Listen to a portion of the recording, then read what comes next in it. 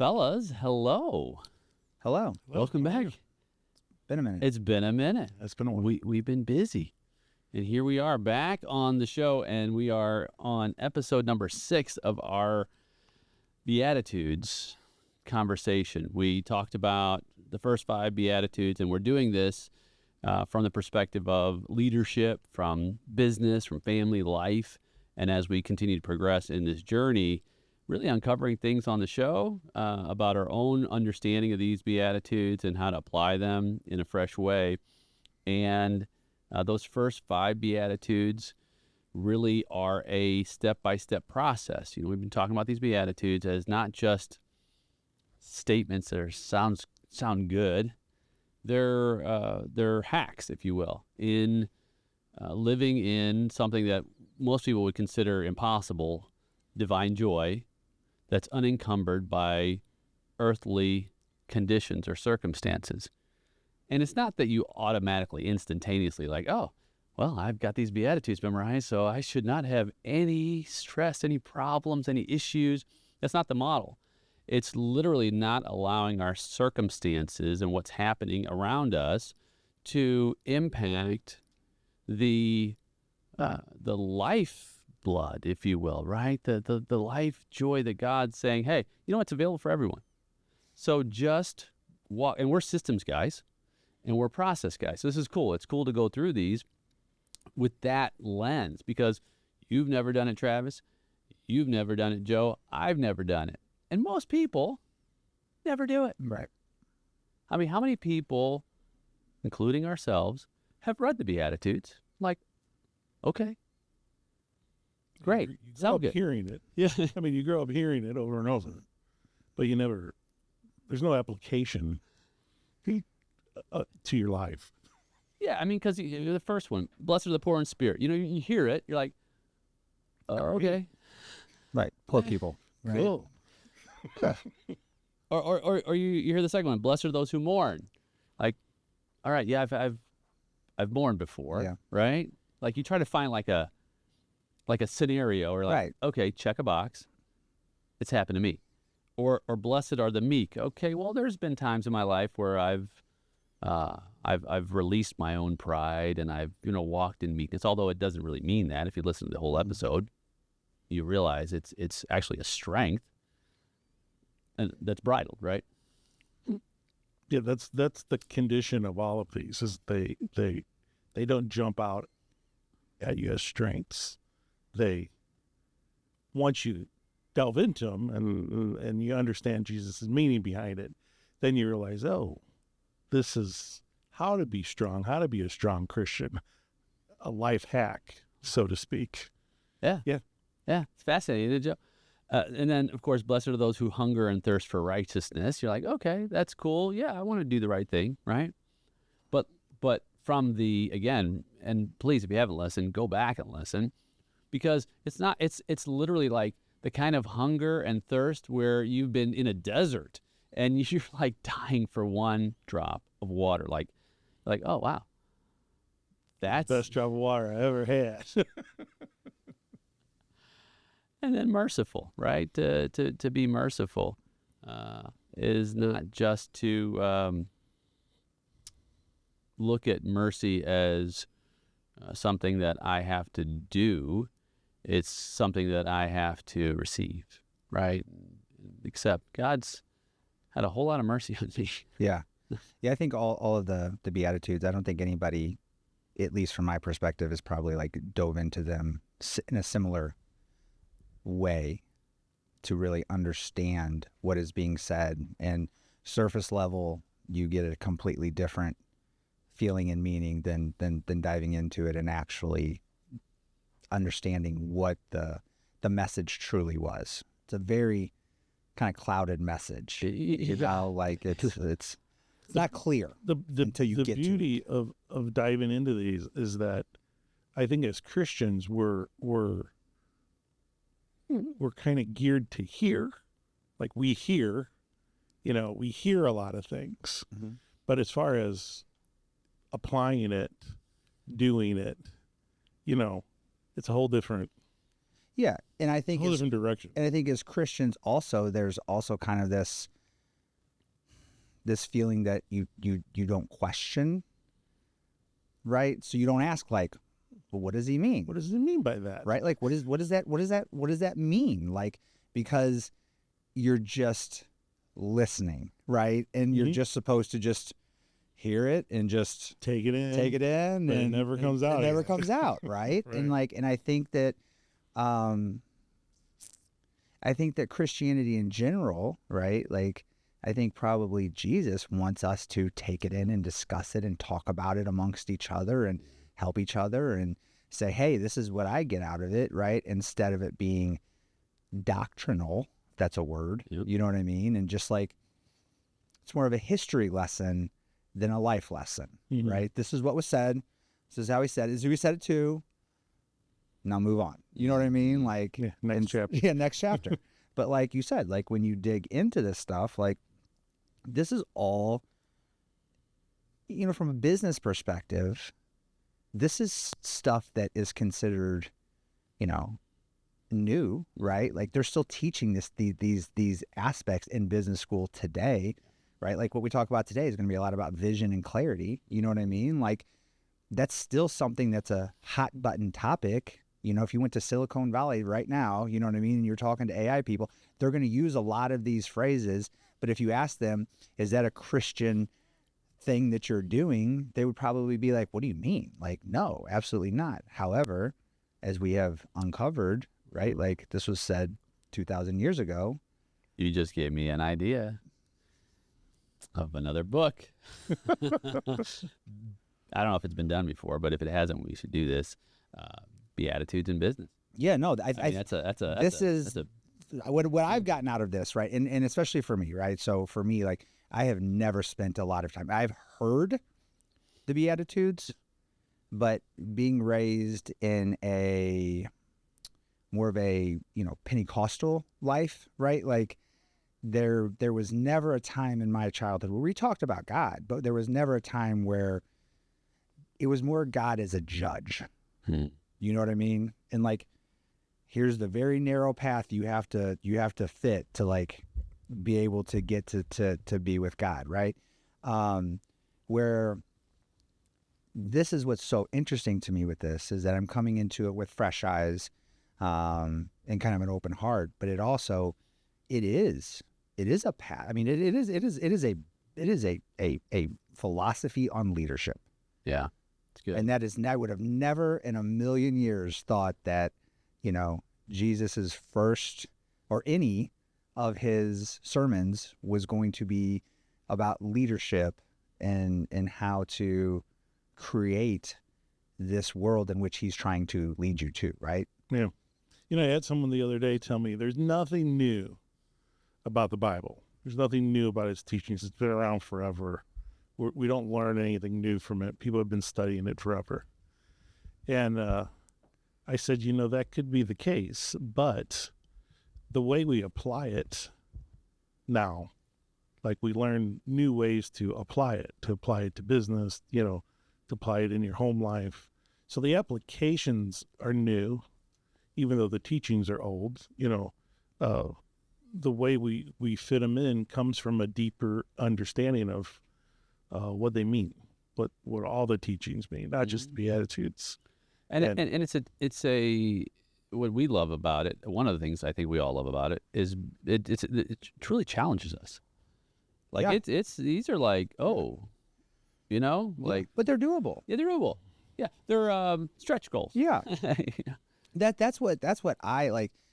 Again, like my background, it's Jesus was almost is an untouchable enigma, right? Like, and this is like, I'm not claiming like if we follow the Beatitudes we're going to be Jesus, right? But I'm saying like he gave us a very humanistic way of living a life to be set apart, and not only just to be set apart and to be a good person, but to have a better overall quality of life, right? Like, yeah. It's not only are you going to be better and a better person, but you're going to enjoy your life more if you follow these pretty basic. Yeah. I mean, they're not crazy. No, they're not long either. And most people probably do a few of them without even knowing that they're doing them, just because if you're a morally righteous person, you know what I mean? You don't have to be religious. You're just an average Joe who's just trying to live his life and, like, you know what I mean? Like, do good things, you know, like you're good. Average Joe. You're not an average Joe. Yeah. Nice. But so that's that. I think that,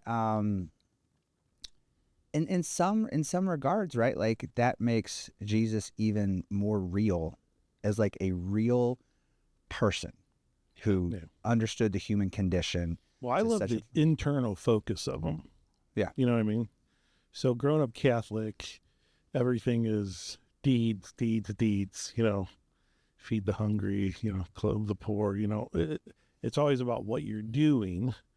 And there's not as much internal reflection on, you know, how do I be a good Christian? How do I kind of calm that storm that of anxiety and the stresses that you have in life? You don't really calm that by going out and doing. It is an internal trigger, right? So these are so internally based, you know, like when you concentrate on being poor in spirit and what does that mean and how does it, you know, affect me internally? It's really a roadmap to, like, discovering those blessings that are internal, you know, finding that internal joy. Like, you want to learn how to find that internal joy, here's a roadmap to it. Yeah. You know what I mean? Well, and those two, you know, when we say joy, have joy, a lot of people think that's a foreign term, right? Mm-hmm. They kind of understand happiness. But when you said enjoy earlier, like, people understand, like, I want to enjoy my life. Yeah. Like, you say you want to enjoy a sandwich, you want to enjoy a movie. Like, it's very tangible to people. It's just another way to say it. Like, you can actually enjoy life more. Not even more. You can enjoy life less transactionally and more transformationally. Like, because it's holy with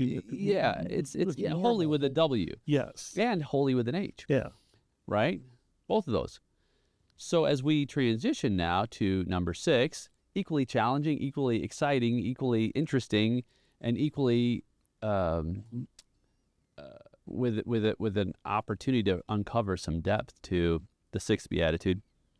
Blessed are the poor. I'm so poor. Blessed are the pure in heart, for they shall see God. Wow. Yes. Yes.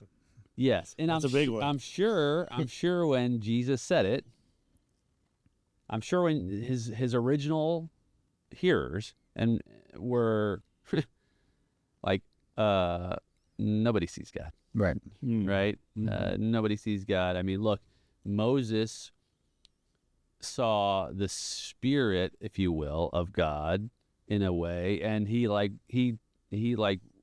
turned gray. You know, he came down from the mountain and he was like, oh, like, this guy is like totally like changed even his own, you know, it had a massive impact. So, but some people think this means my purity in heart allows me to receive salvation and I get to see God in heaven. That's one way people interpret this.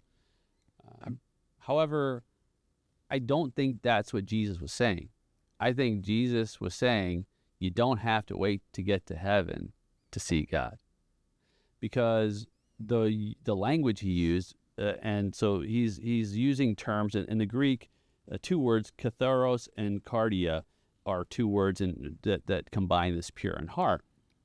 And katharos means something that's clean, it's unmixed, it's purified from alloy. It's really free from divided motives. And the cardia refers to the center of one's will, your affections, your intentions, your decision making. And so it's not about necessarily behavioral purity. It's about internal clarity. And you were talking earlier about vision and clarity. So a heart without mixture, a will that's not diluted by competing motives, a life isn't divided. And when you have clarity, hey friend, it's your friend, Dr. Nate Salah. If you're tired of leading in isolation, if you're wondering if anyone else is trying to build a business and a life that honors God, let me tell you, you're not alone. That's why we created the G3 community. This is a space where kingdom-minded leaders grow together. We share wisdom, we pray for one another, and we take bold steps in our calling. If that sounds like your kind of tribe, come join us. Head to g3tribe.com or find us on Facebook. Grow, give, go together. You can see things you couldn't see when you were clouded. You can see God. You can see God active in your life. You can see God active in your work. You can see God active in the world. You can begin to see God in places that you never knew God was. And that's why I believe one of the scriptural prayers is, God, give me eyes to see. You want pure eyes to see. And that purity of motive is really important. And you know this in law. Motive is everything, right? Motive is the difference between life in prison, life in prison or 20 years. Right. Right. Right? And Sure, I've been told. So he's read. And so, That's what Law and Order told me. it's a lot, yeah, watching the television show. No comment. I think all of us, every leader, every parent, every family person, all of us has to wrestle with this question of motive, not just what we're doing, but why we're doing it. That's a key. And I think especially, I don't know if anybody else feels like the world has just like gone crazy the past 5 years. Sure. You know what I mean? Like in just multiple different ways, right? But I think that these, especially this one, right, like hits home because I think a lot of people right now are just struggling with what do they need to do in life, right? Like, because it's funny, like I talk to my parents and they're from obviously a different generation, and they'll give me some advice, and if I took their advice, like it would have zero impact, right? Like zero, like maybe less than zero, you know what I mean? And I love them to death, right? But like their worldview is so outdated on what is currently happening, right? Like, and so like our generation, right? And I even will put myself in your generation, right? Like our generations, right, are like, this is uncharted territory. Oh, hands down. There's no parenting book. There's no business book, right? Like they're writing books now to try to catch up to like, how do you operate in this world? And yet, if we go back 2,000 years, there is something that maintains consistency no matter what is happening in the external world, that you can use as an application to calm your mind, to make better decisions, to live more holy, right? With a W and an H. Yeah. And I think that like take everything away from Jesus, like, because I'm sure there are some people in here who might not be religious, right? Like they're just looking at it like, hey, this is interesting, right? Like meet Jesus on this level, right? Like to then meet him on another level, hopefully in the future. But on this level, just as a strategist and just as a life guide, right? And like we all said, none of us do this 100% of the time. None of us are ever going to do this 100% of the time. But to have a clear path to follow, to have that vision, right? To understand that this is a principle to follow, I think is extremely impactful, even more so today than probably 2,000 years ago, because the world is so crazy today. Yeah, there's so many more issues today than there were then. I mean, and it's become, of course, like you said, the rapidly changing aspect. It's like every 6 months is a reset. Yeah. Like you said, even a parenting book written 2 years ago, it's like, forget about it. Yeah. It's not, or anything for that matter. Anything, it's almost like the tax code. Like I used to take like tax classes. I'm like, why? The code's always changing. I mean, you could take a basic one, you know, or like but this life, this world is constantly adapting. Every 6 months. It's exponential growth.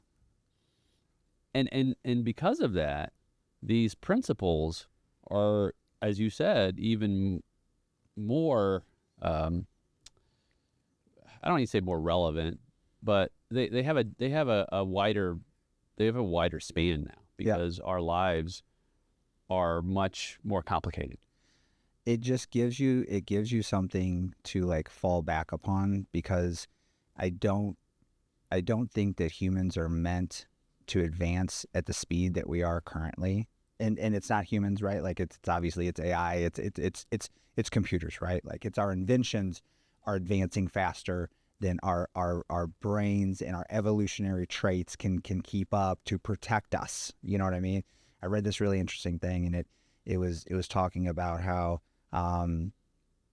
because of technology moving so fast, evolution can't keep up, and so it can't provide the tools for us to continue to grow, to protect ourselves anymore. Like we are vulnerable to our creations just from a mental, emotional, right, like aspect of it. And so I think in times like this, you have to find like, what is going to be my rock? What is going to be my ethos, right? What am I going to do?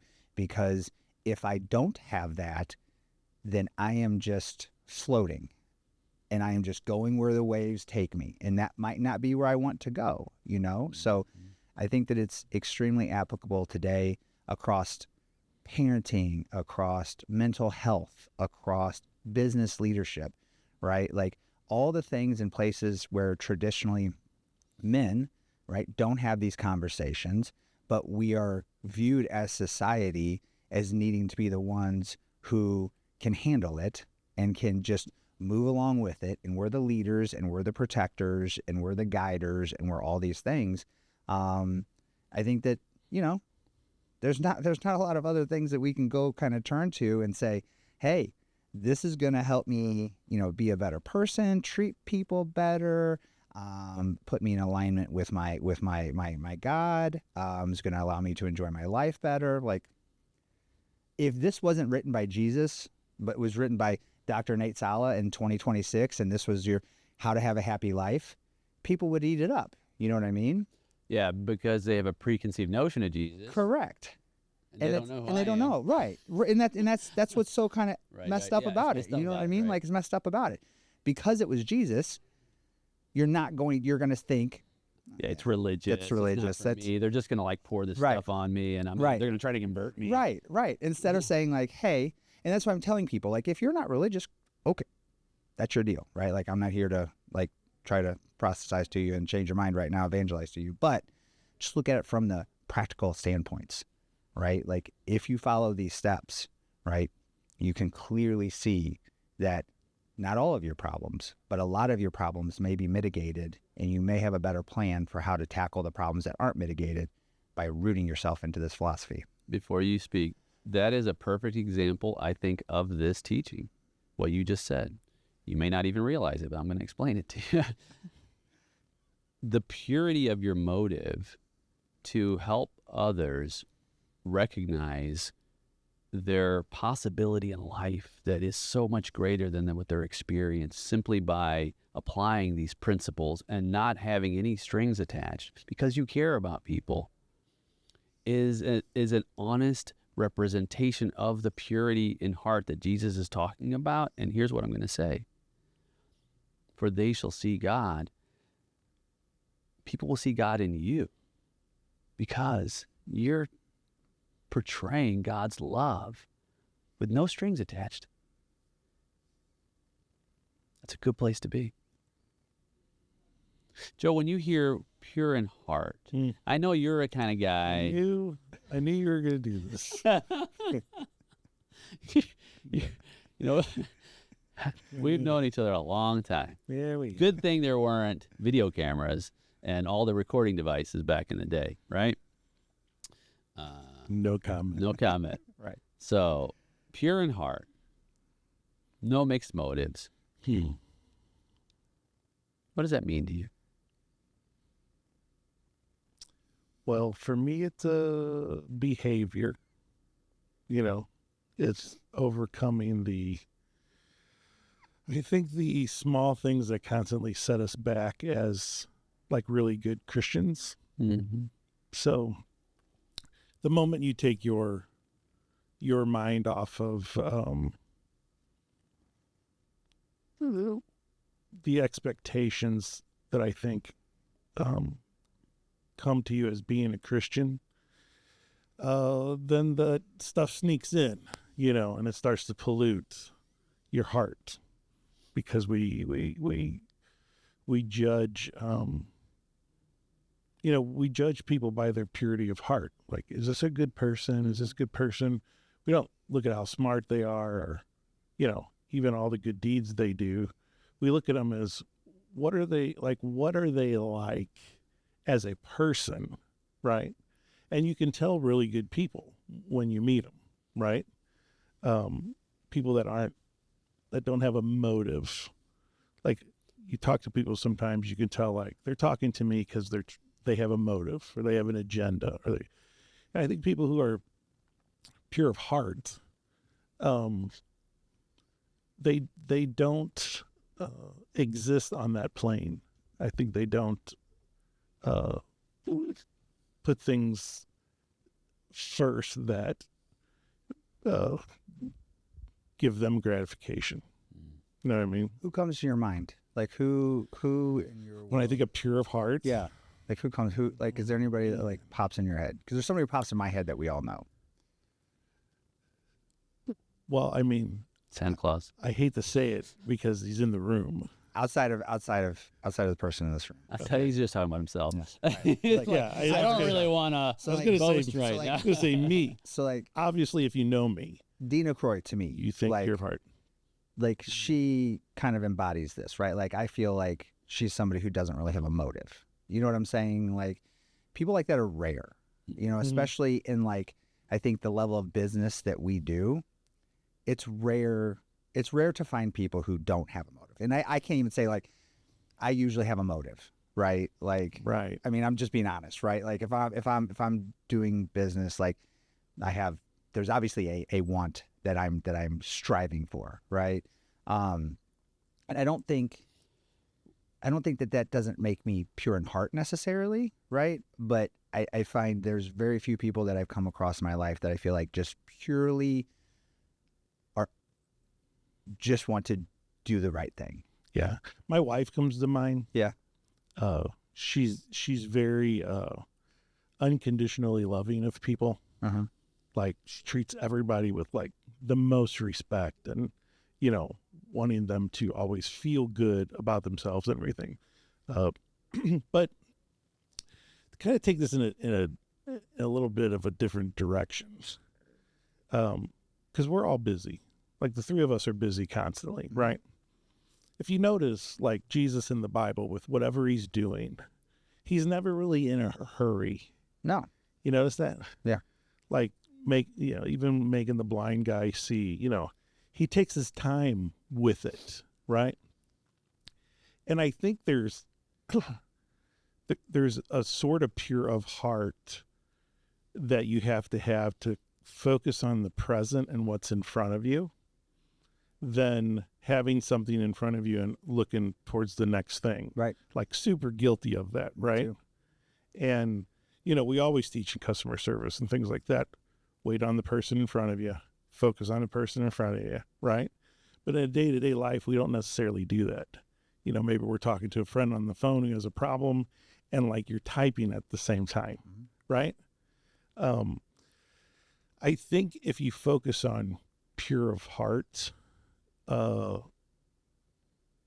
now concentration, that being present in the room, being present with the person who's in front of you, and not thinking, what I got to do next, what I got to do tomorrow, what's on the schedule.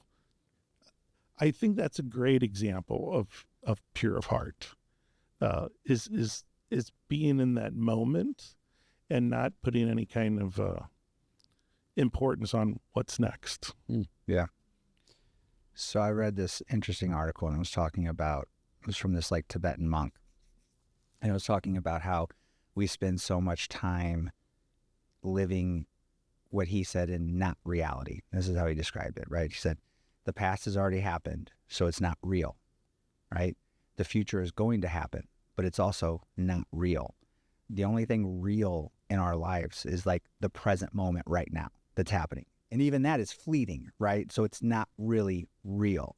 And humans spend so much of their time agonizing over past decisions, or so much of their time focused on future states that haven't occurred yet, right? That we spend zero time focused on the moment that is actually real in front of us right now.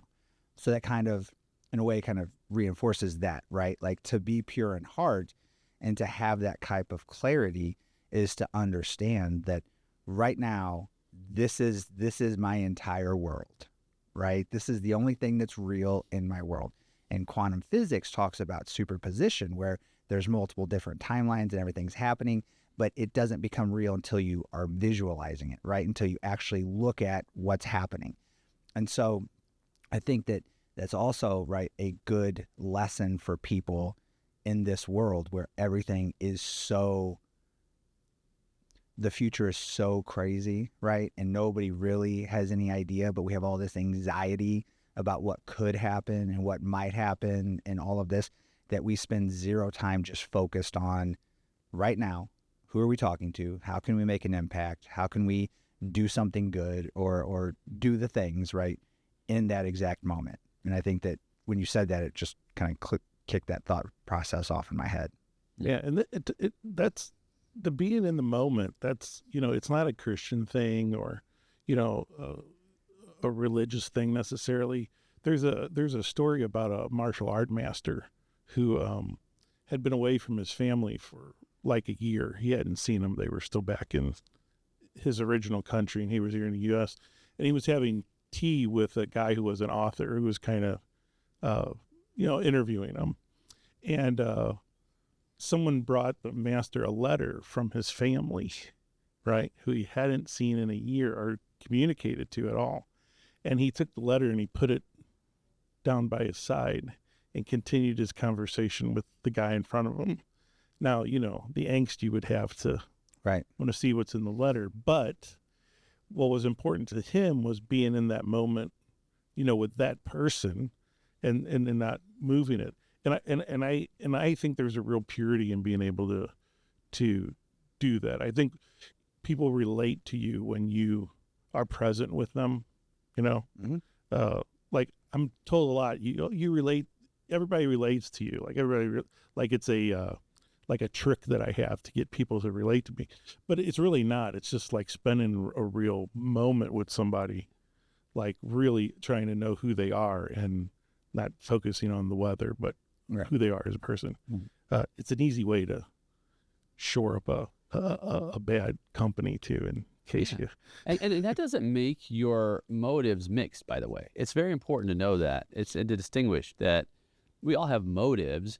The pure in heart just doesn't have a mixed motive. It's a singular motive. Correct. Yes, singular motive. Yeah. However, here's the thing. What is the singular motive from Jesus' teachings? Love. Right? It's a singular motive. Okay, from that stems all decisions.